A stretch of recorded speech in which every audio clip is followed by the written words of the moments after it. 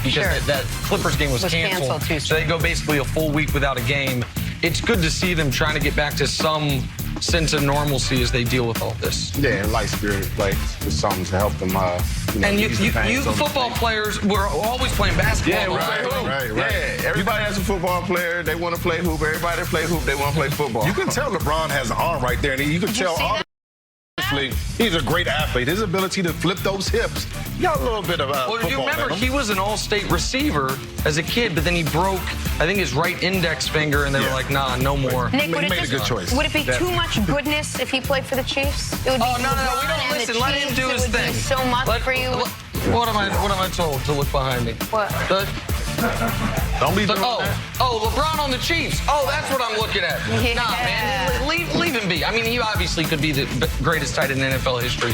We all know that, but he'd rather be the greatest basketball player in the NBA. What, 6'9" tight end? I'm going to saw him in half. He made a good decision playing basketball. And they paid more in the end. Good decision. Better benefits, all that. All right, we'll get to Patrick Mahomes in just a minute. Before we do, I want you to check out the Super Bowl first. So back in Super Bowl 32, Hall of Famer John Elway became the first quarterback age 35 or older to win his first Super Bowl.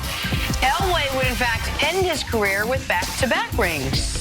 That's the iconic play of his career. They throw a flag on that play now? In today's game, did they throw a flag on that? I don't know. Elway leads. It's a jump lean, and no one really hits with the head, so he James, if you hit him, they would absolutely throw a flag. I'm getting tossed out the game next week. All right, moving on. Super Bowl 24, Hall of Famer Joe Montana leading the Niners to a 55-10 win over the Broncos. He was named the most valuable player and became actually the first quarterback in Super Bowl history to win 3 Super Bowl MVPs.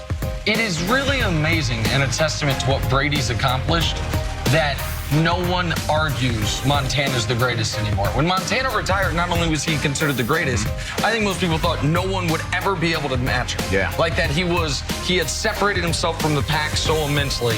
Only speaks to what Brady's done.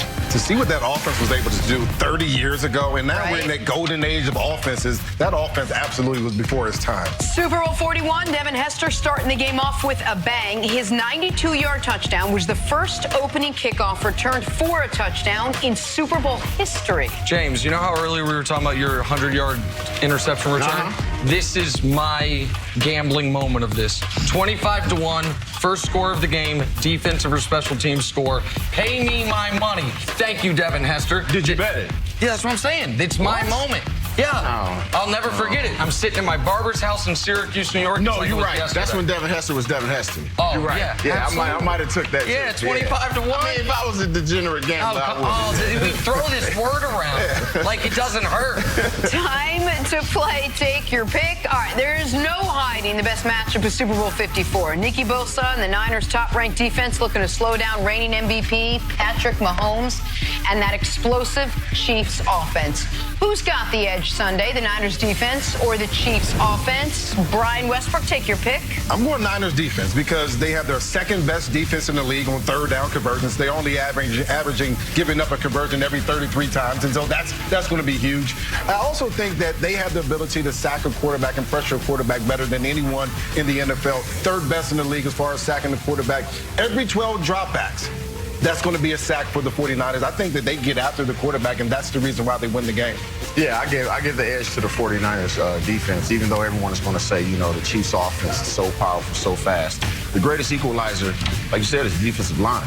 If he can't get the ball out, or he can't, you know, he don't have the time to do what it is necessary and allow it to scramble around and make those plays, then that's the equalizer. The 49ers have a great defense. The best defensive line in football, maybe the best corner in football, an underrated linebacking core. All that's true. But we have seen that defense at times this year get exposed. We always talk about the Saints game as far as what Jimmy G was able to do. On the flip side, they allowed 46 points in this game. Bless you. The answer for me is the Chiefs offense, because we have not seen in Patrick Mahomes' entire career, if he comes into a game healthy and has Tyreek Hill, a team truly hold them down. You're going to have to get into the 30s to beat the Chiefs, so I say the Chiefs offense.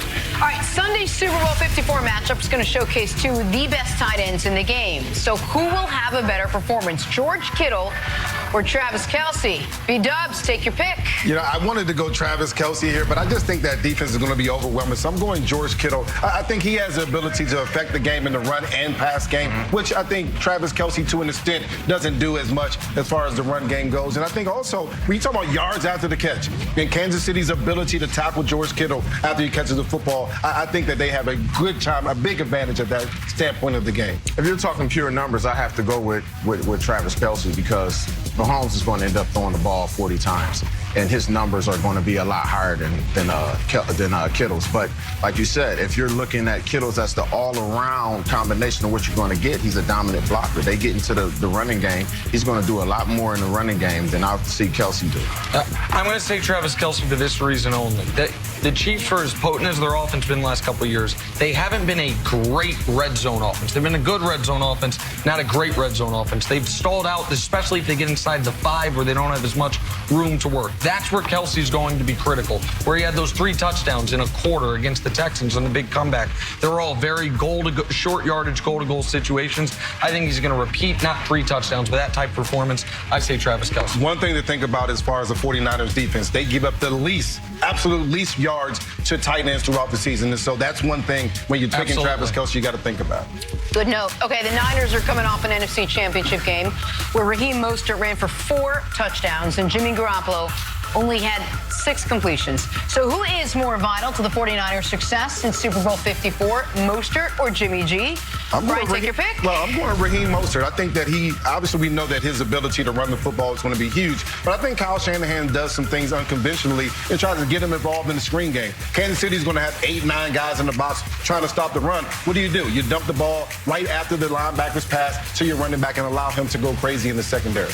Yeah, I agree with you. I don't really see Jimmy G doing anything. He hasn't done anything really this postseason that would say that I would have to go with him. So he hasn't done anything this postseason because he hasn't been forced to. I think he's going to be forced to in this game. If the Niners are going to win, I think Jimmy Garoppolo is going to have a monster game, so I say Jimmy G. I think the Chiefs are going to have a similar game plan against Tennessee. Sell out against the run, see if the quarterback can beat you. I also think you're going to have to get at least. That quarterback can beat him. Tannehill couldn't do that. It's not going to happen. That couldn't have happened. That's like you gambling, on something that's 80% for sure bet. Like that's not a gamble. You're taking a calculated risk. A calculator, I get what you're saying as far as selling against Derrick Henry versus this team. So maybe not to the same extent, but I think the Chiefs are going to defensively try to stop the run first and the pass second. The Niners are going to have to score 31 points minimum to win this football game.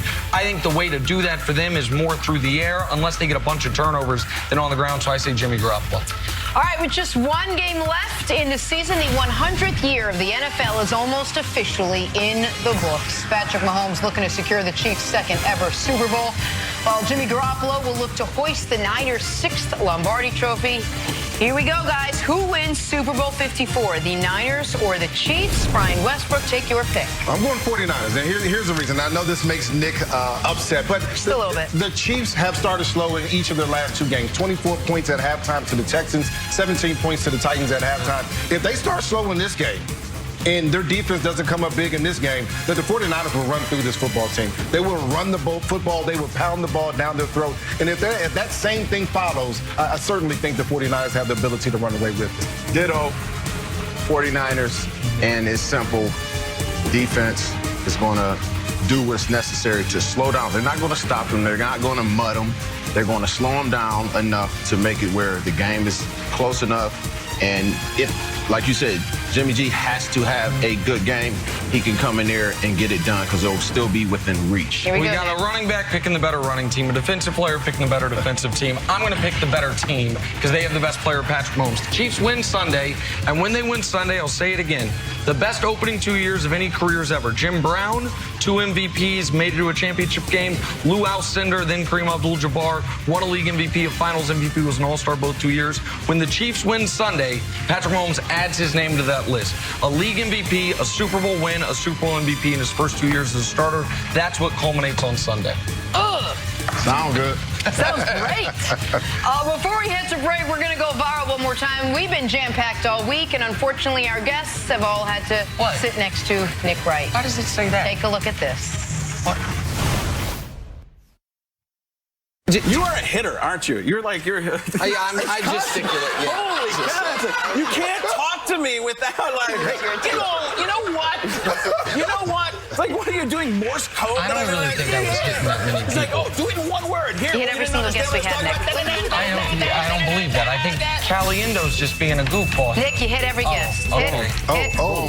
There's a counter. Boom. Hit. Touchy-feely. Boom. Yeah, we're not. Boom. This isn't is on why I sit reroll. by myself on the other side of the desk. Oh, no, we know why you put you over there. In New York. Boom. Oh, I've hit James a lot. Yeah, Boom. you hit Jane. Oh, wow. Yeah. I didn't even notice it. It's like a fly, you know. Nat came in. What? All right, this is now embarrassing. That's all the same shirt. That's the same day. Okay, I did. And you got a hug? No, that was me. That was me showing when he flopped on Fisher. Cost Look us a playoff. at that, Nick. Nick, this is actually ridiculous. This is ridiculous. This is all one day. Listen. Why did I keep touching you? Well, this is the same shirt. This is impressive. You just wanted to touch and feel that. Wait, okay. Still going? When Yes, Nick gets Nick. nervous, he gets touchy-feely. That's He what gets, I know. I had him scared. You had him scared. I had him scared. This He is ain't touched me today. He a mortifying. little better. He a little better Oh, see, he today. touched me back. This is really embarrassing. Oh, then he punched me. He pushed me. If you guys don't know Nick doesn't like to be touched. I don't. He doesn't like to be hugged. He doesn't No, like to be touched, I which is don't. How you interesting touching people when because you he don't like turned to be around touched? and touched our guest 6,437 times over the course of the week. That, I had no idea.